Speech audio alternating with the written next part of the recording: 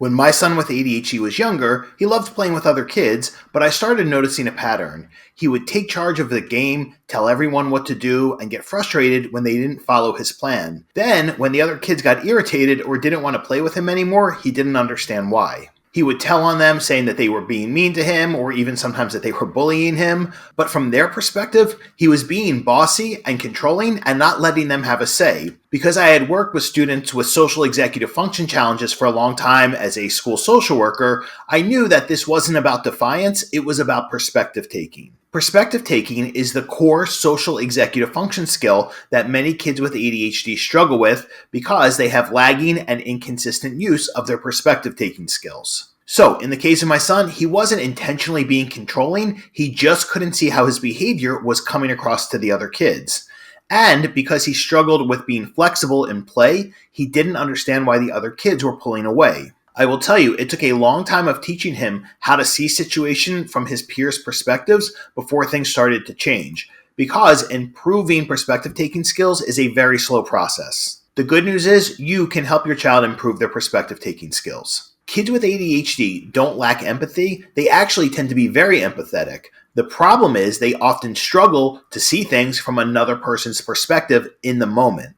Perspective taking is a social executive function skill, and ADHD is an executive function developmental delay. Here's how this shows up. They may not recognize how their tone or words come across. They might dominate conversations without realizing it or monopolize a conversation about one of their particular topics of interest. And they can come across as immature or intense because they struggle to adapt to different social situations. Research shows that kids with ADHD are much more likely to be rejected by peers, and specifically I find they tend to be rejected by similar age peers, which is why they often gravitate towards younger children or adults. They're not necessarily rejected by peers because they're being mean to them, but because their behavior gets misunderstood. And once peer rejection sets in, it becomes even harder for them to practice and grow socially. That's why perspective taking must be taught in the moment, because for many kids with ADHD, they have lagging and inconsistent use of their perspective taking skills. You might be thinking, shouldn't a social skills group help with this? Actually, no.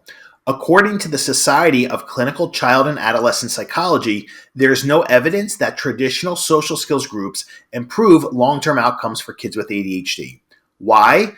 Because they often teach kids to perform social behaviors in structured settings, but don't help them apply those skills in real-life peer situations where executive functioning and flexibility matter most. Kids with ADHD may learn how to act out a social skill in a session, but they still struggle to recognize when and how to use it in the moment because all social interactions are context dependent, meaning they change based on who we're with, where we are, and so on. That's why these groups don't lead to lasting change. What works better is helping kids build internal awareness and giving parents tools to coach them in the moment. Here's something important. When you start teaching your child perspective taking, expect pushback. Why? Because they genuinely don't see how they're coming across to others. And many kids with ADHD have what's called positive illusory bias.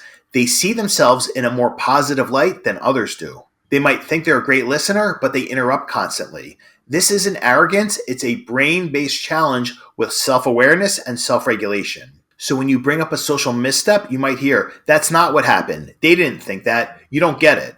Don't get pulled into the argument or reasoning vortex with them. Stay calm, stay consistent, and don't expect instant understanding.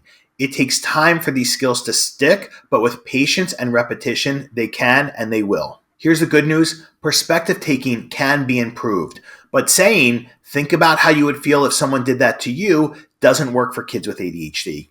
They need structured, step-by-step guidance. That's exactly what we teach in the Socially Smarter course inside the ADHD Dude membership site. Here are some strategies that work. Help them understand how their words or behavior were interpreted by others based on the context of the situation, and help them understand the sequence of events.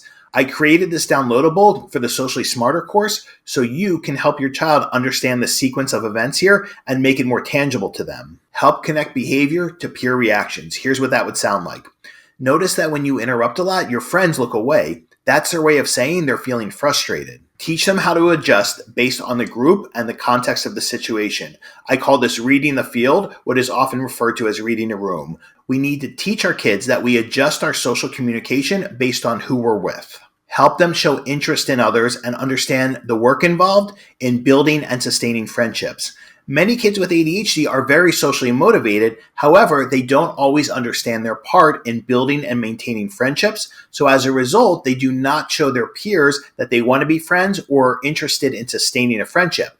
We have to teach them what this looks like and to help them actually take the steps to do this. That is one of the things I've always focused on in my summer camp program and the groups I run for boys in 5th grade through high school. Research supports this. The most effective strategies combine skill building with changes in how adults and peers respond to the child's behavior. Want a step-by-step plan to help your child build social executive function skills? Check out the Socially Smarter course, part of the ADHD Dude membership site.